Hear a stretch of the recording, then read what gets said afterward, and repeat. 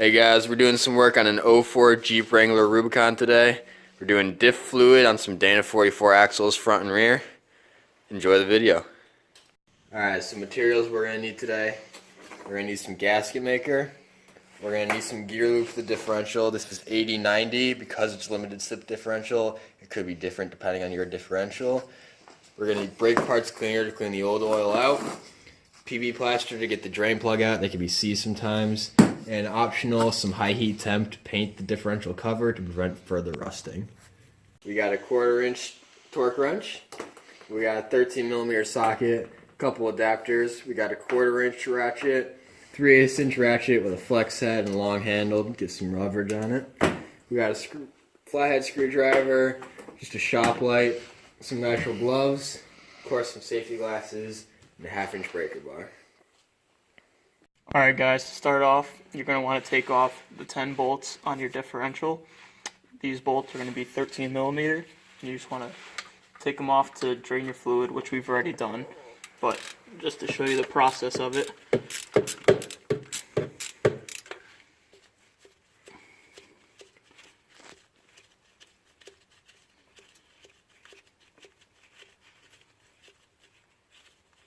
And then you just do that for all 10. You'll have a seal on here, so it's going to be a little difficult to take off, but you can just pry it off with a screwdriver and then have a pan to catch all the differential fluid. Alright, now that we have the differential cover off, we're going to put a new gasket on it to seal up all the fluid from dripping out. What you want to do is just follow the pattern of the differential and do small circles around where the bolts will go through. And you want to make sure you're in one continuous line so you have a full gasket.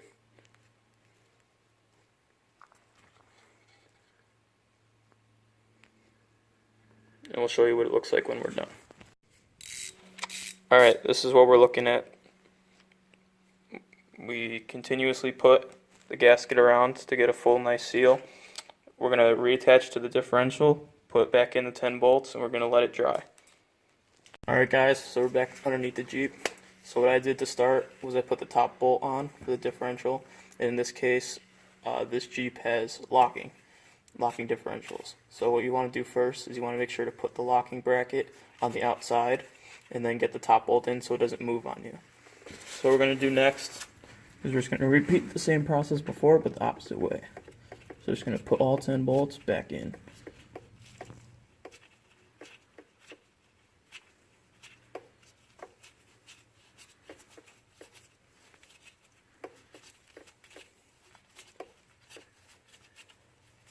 Another important process of this is making sure you have the right foot-pounds of torque. So I'm using a 1/4 inch torque bar and I'm setting it to 40 foot-pounds of torque. And I felt a little click, which means that we're all set. We're going to put all 10 back on and we're going to come back at you with what we'll do next. Alright, so we put the cover back on, gasket's all dried up, so now we're going to start putting our fluid in.